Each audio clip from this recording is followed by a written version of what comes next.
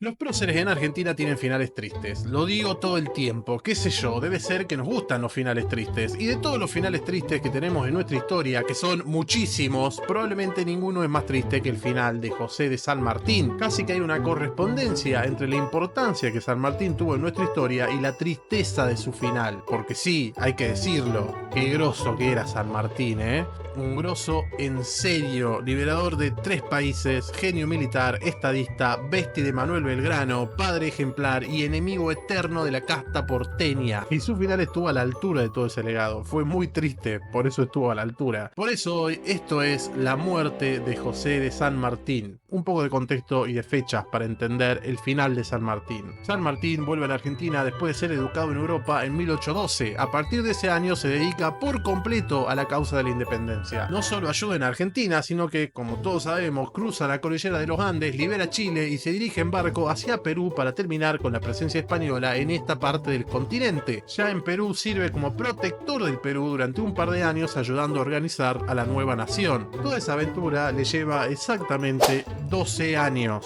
O sea, más o menos el tiempo que vos estás tardando en recibirte, ¿no? En 1824, después de volver a Buenos Aires y encontrarse con que el país era un quilombo bárbaro, San Martín se sube a un barco, nos dice mucha suerte, loco, y se va para Europa con su hija Merceditas. Y ahí empieza su exilio y su final. 4 años después, en 1828, el San Martín intentó volver a Buenos Aires para acomodar sus temas personales, pero cuando su barco hizo una parada en Río de Janeiro, el Libertador se enteró de que el país estaba todavía más enquilombado que hace unos años y él se enculó. O sea, loco, todo lo que hice para que ustedes sean libres y no pueden dejar de joderse con las guerras internas, los golpes de estado y los bardos. Media pila, boludo. Tanto se enojó San Martín que decidió no llegar a Buenos Aires y en vez de eso se bajó en Montevideo, se quedó ahí un tiempo y después se volvió a Europa. Un detalle que es importante mencionar es que para este momento San Martín estaba muy hecho bolsa. O sea, siempre fue un chabón con una salud bastante frágil, tipo cruzó los Andes en medio de cóleras y ataques de asma, pero para 1830 sus enfermedades habían empeorado muchísimo.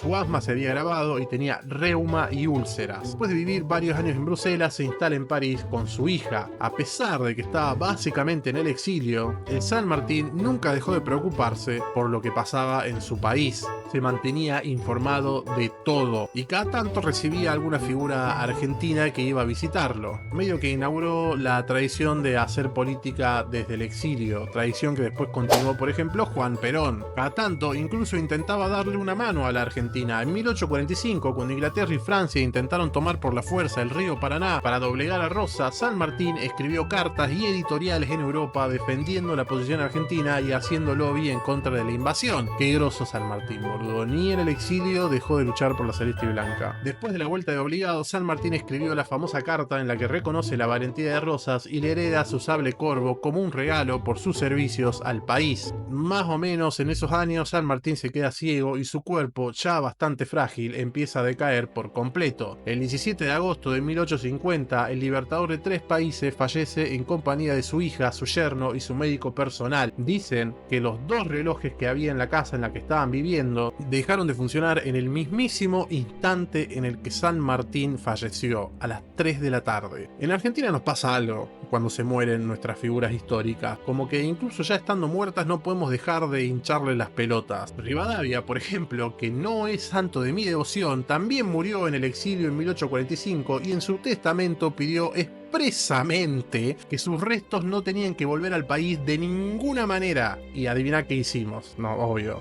Lo trajimos de vuelta en 1857, o sea, 12 años después de su muerte. Lo hicimos volver, le dimos un funeral a toda pompa y le construimos un mausoleo en lo que hoy es la Plaza Miserere en Buenos Aires, que es un lugar que yo creo que Rivadavia habría odiado profundamente. A San Martín, en cambio, a pesar de que él seguramente sí quería que sus restos vuelvan al país que amaba, tardamos 30 años en traerlo de vuelta. Recién lo repatriamos en 1880, o sea, te das cuenta que tenemos un problemita, ¿no? Pero bueno, al final repatriamos sus restos y lo enterramos en la Catedral de Buenos Aires, donde de vuelta le hicimos pasar algunos malos momentos a pesar de que ya estaba muerto. Si alguna vez fuiste al mausoleo de San Martín en la Catedral de Buenos Aires, cosa que deberías hacer si nunca lo hiciste, yo creo que todos los argentinos deberían ir ahí al menos una vez en su vida a agradecerle al tipo que los liberó. Si ya fuiste, seguro te diste cuenta que la tumba de San Martín está como a un costado de la catedral. catedral. No está dentro de la catedral, sino que es como que está en una burbuja que le sale la catedral así en un costado. Eso es porque la iglesia en su momento no quería que a San Martín lo entierren dentro de la catedral, porque